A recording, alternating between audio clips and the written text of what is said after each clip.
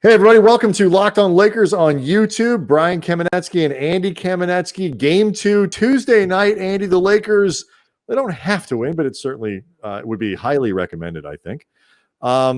People looking for some changes in Game 2, a lot of different things. What are we going to see? Let's play a little bit of over-under. Yeah. I'll throw some numbers at you. You throw some numbers at me, and we will give you some analysis here for Game 2. First one, and this is the one on everybody's mind. Over under minutes for Marc Gasol. I'll put it at 17. Taking the over or the under?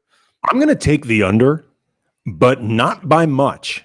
I think it's going to be around 15 or 16, which I think is about the most that you can get from Gasol while still playing Anthony Davis his typical minutes and either Drummond or Montrezl Harrell some minutes at all.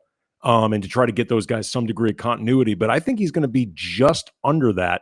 And that would be impactful in part because we have not seen the guy on the court in a while, and he really needs to be on it. It would, if nothing else, cut down on the level of vigilante justice that would be around. Like LA. I think in some ways it would be good for Andre Drummond's safety if Marc Gasol started getting minutes. I'm going to take the over on this, though, and I just have a feeling, and I've been wrong before, that between the offense, the juice that they need there in the distribution, and some of the reliability issues, and going back to things that they know for Game 2. Plus, Andre Drummond sounded like a guy who was fully prepared for a lineup change of some form coming when he was talking to the media on Monday afternoon. So I'm going to take the over there. All right, next one, over under minutes for Wes Matthews in Game 2, 15.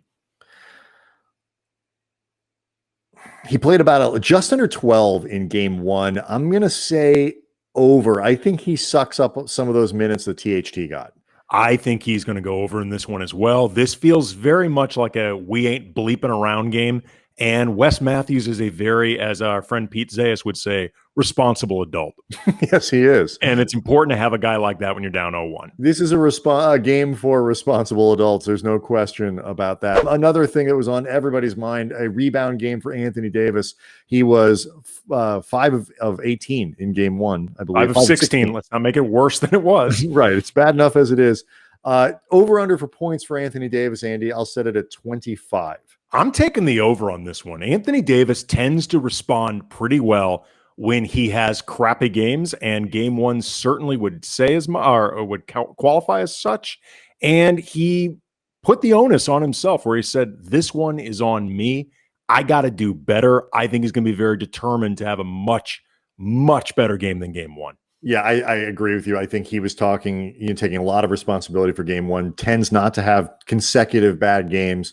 And it's like he is Anthony Davis. Like, let's remember who we're talking about here. I actually think 25 might be a slightly insulting over-under. I think it's over by a fair amount.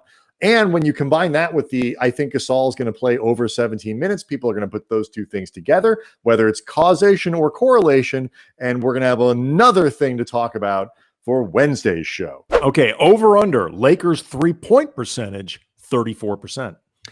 Ooh. It is a dangerous thing to try to predict what the Lakers are going to do from a shooting standpoint. They were 26 and change in Game 1. They're not going to be that bad. 34 is like league average. Can they be average? Yes, I think they're going to be about 35, and I actually think that's going to make a monstrous difference in what their offense looks like. I'm going to take the under, but I think they're going to win the game anyway. I think they're going to play well enough that at like 32, 33%, as we've seen a lot with this team, that in and of itself can be enough. I think it's going to be baby steps before they start looking. Well, remember last year's golden number. All they had to do last year in the playoffs was get above 30, which is terrible. And if they cleared 30, they won every game they played where they shot better than 30%. So that was the magic number from last season. All right, Andy, Game 1 got a little chippy after Chris Paul chicken wing LeBron and campaign threw the ball at Alex Caruso. Over under for ejections in Game 2, I'll set it at 0.5. Which would basically mean over is an ejection happening. Under is none. I'm going to say under. As much fun as it would be for it to be, 2, 3, maybe an entire melee. We all love that. The truth is, Fracas.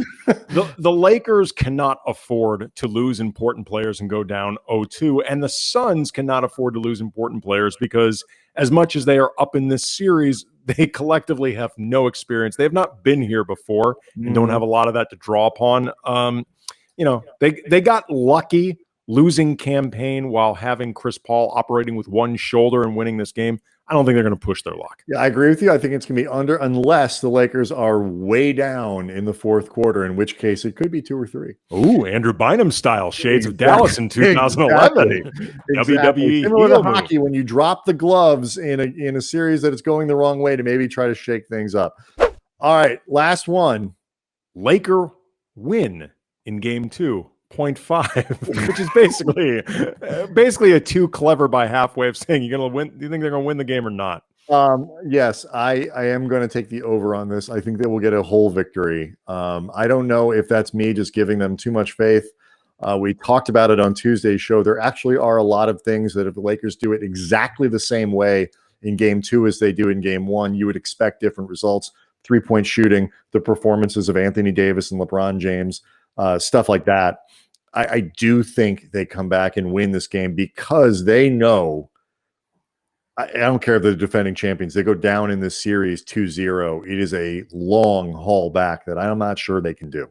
Well, I already gave away my answer earlier on, but yeah, I think they're going to win this game as well. I had predicted it's going to be a 7-game series. I have no reason to think otherwise now. I still think it's going to be Lakers in 7, but for the time being, that could mean trading some wins back and forth.